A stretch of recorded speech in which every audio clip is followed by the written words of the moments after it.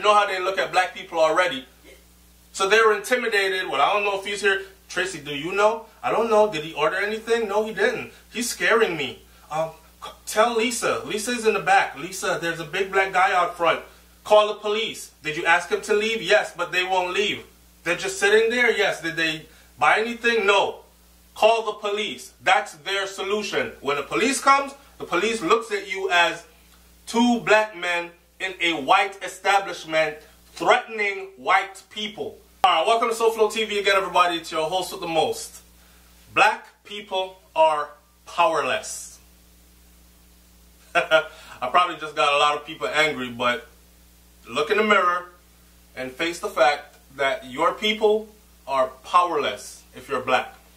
In this United States of America, black folks are powerless. Let me tell you why. First of all, let me say this. Someone said, SouFlo, please do a video. I want to hear your thoughts on this whole Starbucks issue.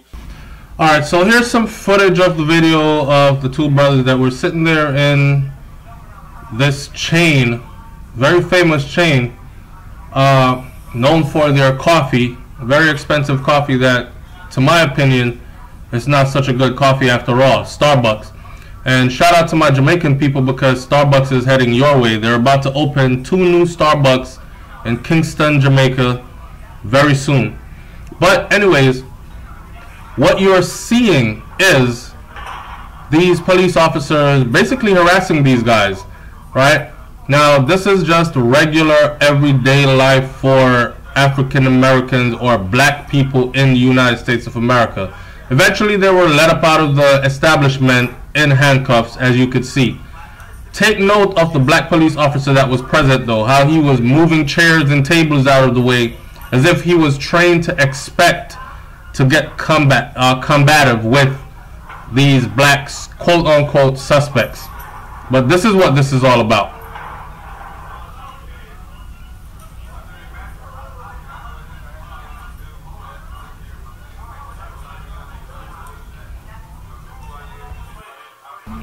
And like I said, both brothers were led up out of the establishment in handcuffs, even though they had many people pleading for them and saying they did nothing wrong and this is wrong and just let them go. We'll walk out of here. We'll go to another establishment. It was already decided that they would have been arrested. And this is how it ended. Starbucks has said that it wants to add training for store managers on conscious bias. So Starbucks is willing to implement a whole new part to their training called training on unconscious bias. The two was it unconscious though? The 2 arrested men later released without charges. Their arrests have drawn condemnation, including by Starbucks CEO Kevin Johnson, of course, because I saw the video. So it's only right that Kevin Johnson, Starbucks CEO, comes out and says something on behalf of Starbucks before Starbucks starts losing black money, black dollars. Which, if Kevin really knows, he would know that he has nothing to fear because black folks will always be there, right?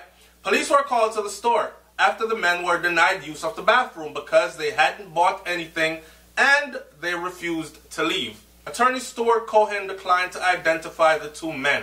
I'm willing to bet Starbucks cut a check behind the closed doors and that went away.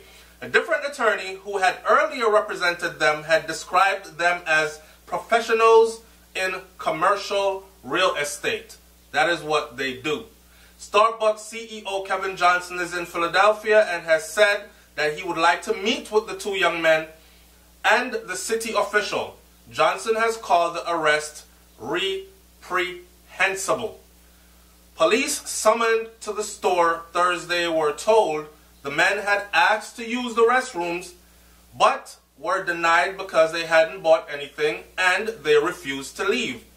As if the incident was a case of racism, the Starbucks CEO responded, Starbucks was built around the concept of a third place where we create a warm and welcoming environment for all customers.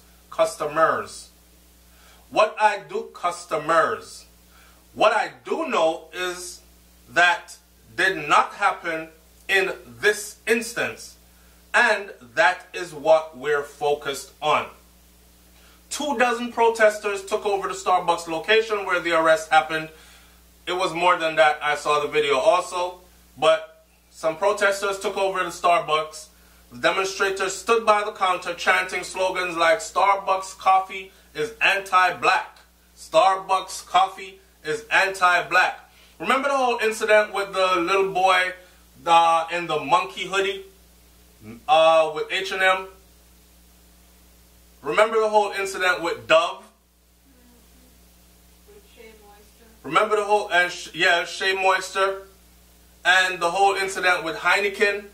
Now, let me say this. I started this video off by saying that blacks are powerless because no other, and this is proven fact, no other community moves their money, their hard-earned money, out of their own neighborhood faster than the black community does. The black woman's weave, the black woman's nails is done by Ho Chi Hung. Her weave comes from somewhere China made, even though they call it Malaysian Yaki and all this other kinds of names they have for them. Shoes, clothing, all our stuff that we like so much, cars, everything that we purchase comes from outside of our community. Even for the fact that, okay, we do not manufacture them and we need these things, so we're going to buy them. We don't even go ahead and buy it from a store owner that is black. It's a proven fact that black people support other people's businesses more than they support even black businesses, right? So with that comes the diminishing of our power. With that same mentality intact, the Chinese are looked at as a very powerful people. The Indians are looked at as a very powerful people. The whites are looked at as a very powerful people because of their intellectual economics. They have mastered keeping the money circulating inside of their community. We have not mastered that yet as a people. And because others know that, here's the general consensus.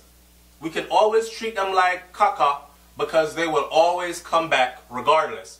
Now, I watched the video and I watched these two brothers. Let me say something on behalf of Starbucks though. Check it out. I've been in businesses before where I'm traveling and I pulled over and I really had to use the bathroom, and you're damned if you do and you're damned if you don't. Because if you piss outside on the side of the road or squat and take a shit on the side of the road, you're going to jail. But if the only thing that's there is a business and you go in, can I use your bathroom really quickly? And they go, no. Did you buy anything here? No. Okay, our bathrooms are reserved for our customers only. That is their business policy. There's nothing that says that a business must turn their bathroom into something that is into a public toilet. There are written rules that says that a business, a certain business, must have a bathroom for their customers, right? So these two men, they walked into Starbucks, they didn't buy anything, they asked to use the bathroom. They were asked, did you purchase anything? No, we didn't purchase anything, we just want to use your bathroom. You can't use the bathroom unless you purchase something. You know what I did? I've done this before. I've done this on more than one occasion. I bought a bottle of water. I'm going to drink water anyways. The bottle of water, 99 cents, and I go use the bathroom. I've been into stores where I didn't have $1 on me, but I did have like a quarter or something, or I ran back out to the car, got a quarter, got a pack of gum, and then boom, I bought something. They might look at you funny, but you just purchased something.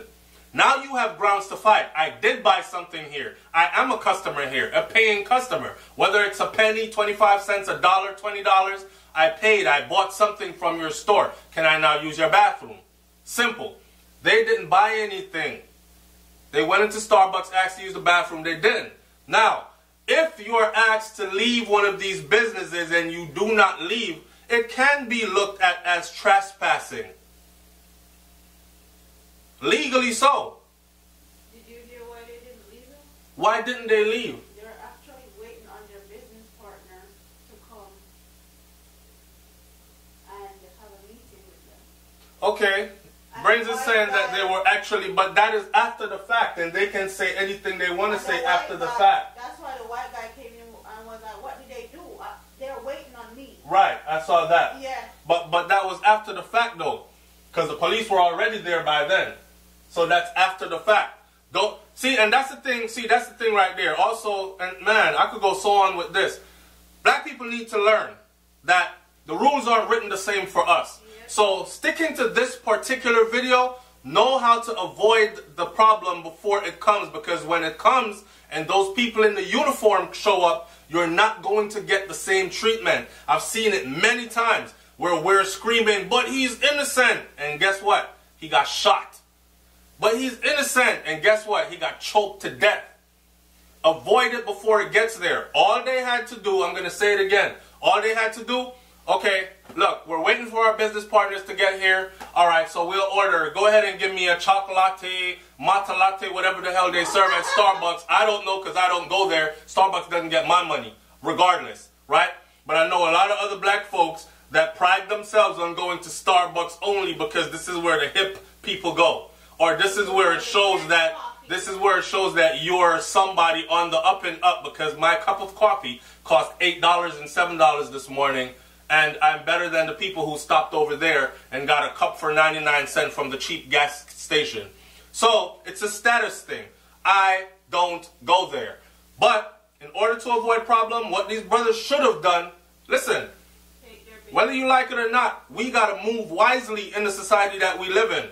This is called surviving life intelligently. So, what you need to do, or what they should have done, alright, let me get a cup of so-and-so. Order something. Then they would have had no grounds to say anything. You're sitting there, you've been told already you can't use the bathroom. Now you're two black men standing there, and one of them looked like he's over 6 feet with a big old beard. That's all it is. Handcuffed and taken up out of there. I saw the video where the white guy who Brains was talking about is actually their business partner, and he arrived on the scene and he wanted to know what was happening, what did they do, right? And according to Starbucks CEO, it should have never happened and all this other stuff, but it happened. It happened. Back to the meat of the matter. Black people need to keep their money in their neighborhood for as long as they can and as much as they can. And that is what makes you a powerful people, where you can step into somebody's establishment. Could I use your bathroom, please? They'll probably say yes, without you even having to buy anything, or without them questioning, are you going to buy anything? Well, if you're not going to buy anything, then I'm going to have to ask you to leave. Or no, you can't use the bathroom here. You understand what I'm saying to you? How come we don't see this happening to Chinese people? Ask yourself, how come we don't see it happening to Indian people? How come we don't see it happening to white folks? Ask yourself.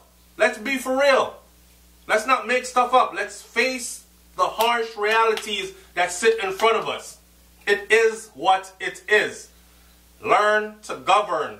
Learn to walk skillfully through this maze. Alright?